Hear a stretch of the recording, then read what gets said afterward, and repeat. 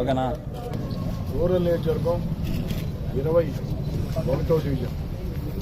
21వ డివిజన్లో డిమార్ట్ వద్ద ఈనాడు రోడ్డుకి శంకుస్థాపన చేసుకోవడం జరిగింది.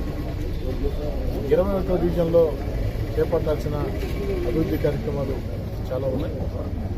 ఒక 21వ డివిజనే కాదు, నెల్లూరు రూరల్ నియోజకవర్గం అంతా కూడా తెలుగుదేశం పార్టీ కూటమి అధికారంలోకి వచ్చి 3 నెలలు కాకముందే వాడవాడలా కూడా అభివృద్ధి పనులు ఒక జాతరలాగా సాగుతూ ఉన్నాయి. అటు గ్రామాల నగర డివిజన్ల తేడా లేకుండా ఎక్కడికక్కడ ప్రజలకి ఏది అత్యవసరమో రోడ్లు కావచ్చు, కాలువలు కావచ్చు, బ్రిడ్జిలు కావచ్చు, కరెంటు సౌకర్యం కావచ్చు, ఎక్కడికక్కడ అధికారులతో మాట్లాడి రాష్ట్రం ఆర్థికంగా గత వైఎస్ఆర్ కాంగ్రెస్ పార్టీ ప్రభుత్వంలో దివాలా తీసిన రాష్ట్రంలో ఆర్థిక లోటు చాలా ఎక్కువగా ఉన్న వివిధ రకాల మార్గాల ద్వారా అధికారుల చుట్టూ తిరిగి అందరి సహాయ సహకారాలతో శక్తికి మించి అభివృద్ధి పనులని ప్రారంభిస్తుంది. అయితే నా దృష్టిలో అభివృద్ధి పనులంటే టెంకాయ కొట్టడం, ఉపన్యాసాలు ఇవ్వటం, వెళ్ళిపోవటం కాదు. ఆ పని పూర్తయిందా లేదా చెప్పిన గడువులోగా ఆ పని పూర్తి కావాలి. ఆ పని పూర్తి చేసే పరిస్థితి ఉంటేనే టెంకాయలు కొడుతున్నాం, శంకుస్థాపన చేస్తున్నాం. ఆ పని పూర్తి చేసే పరిస్థితి లేకపోతే నేను టెంకాయ కొట్టే పని లేదు, శంకుస్థాపన చేసే పరిస్థితి. ఎందుకంటే శంకుస్థాపన చాలా సులభం, పనులు పూర్తి చేయించడం చాలా కష్టం. ఒక టెంకాయ కొట్టిన తర్వాత, ఒక శంకుస్థాపన జరిగిన తర్వాత ఖచ్చితంగా పని జరుగుతుంది.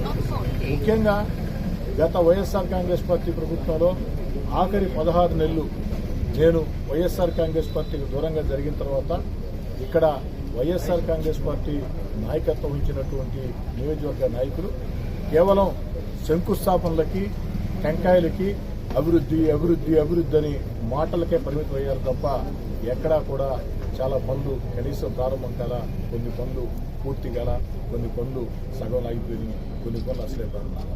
అలా కాకుండా ఒక క్రమ పద్ధతిలో అధికారులందరూ కూడా సమన్వయపరుచుకుని పూర్తి స్థాయిలో పనులు పూర్తి చేస్తుంటేనే ఆ యొక్క ప్రారంభోత్సవాలు చేస్తూ ఉన్నాం.